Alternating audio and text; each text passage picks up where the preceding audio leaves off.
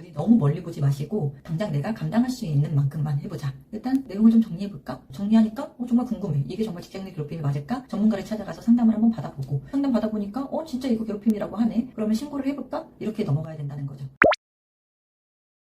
안녕하세요. 괴상한 상담소 문가람 노무사입니다. 오늘은 직장 내 괴롭힘 피해자가 전문적인 상담을 받기 위해서 필요한 두 번째 단계에 대해서 말씀을 드려볼게요. 바로 너무 멀리 보지 마셔라 라는 말씀인데요. 피해자가 앞으로의 절차나 과정들에 대해서 가늠을 해보는 건 중요한 과정이죠. 내가 앞으로 이렇게 대처를 하고 나면 그 다음 단계가 뭐다, 이 절차에는 얼마나 걸린다 라는 것들을 미리 생각해보는 건 당연히 필요합니다. 그런데 아무런 준비도 없이 제대로 알아본 것도 없이 이거 괴롭힘인가요? 이거 증거인가요? 인정받을 수 있을까요?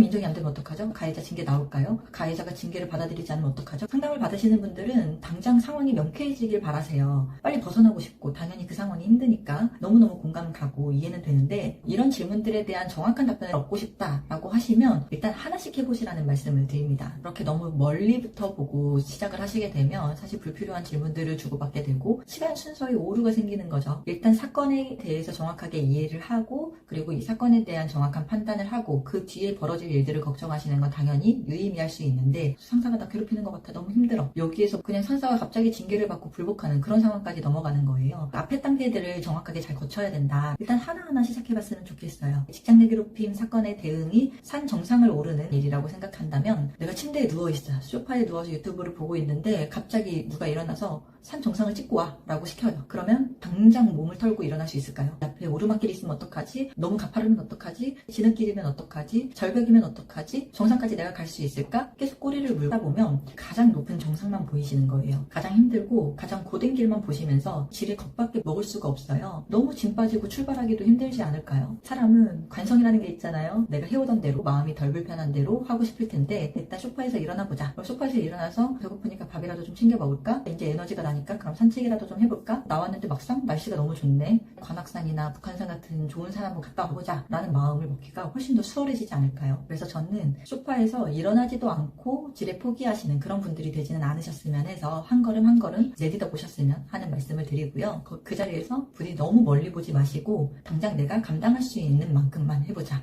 일단 내용을 좀 정리해볼까? 정리부터 해보고, 정리하니까 정말 궁금해. 이게 정말 직장 내 괴롭힘이 맞을까? 전문가를 찾아가서 상담을 한번 받아보고 상담 받아보니까 진짜 이거 괴롭힘이라고 하네? 그러면 신고를 해볼까? 이렇게 넘어가야 된다는 거죠. 제가 지난 영상에서 사건 발생 시점에서 멀어질수록 대응이 어렵다 이런 말씀 드렸는데, 그렇지만 속도전은 또 아니거든요. 하루라도 빨리 신고를 하면 더 좋은 결과가 나온다? 저는 오히려 더디더라도 하나라도 더 준비를 해서 대응을 하는 쪽이 좀 더 현명하지 않을까. 더 좋은 결과를 만드는데, 내가 원하는 직장 내 괴롭힘 인정이라든지 조직 문화가 개선되는 그런 결론을 내는 데 있어서 훨씬 더 유리하게 작용하지 않을까라는 생각이 듭니다. 그러니까 부디 너무 멀리 보시면서 지레 겁먹고 포기하지 마시고 지치지 말고 차근차근 한 걸음씩 같이 가봅시다.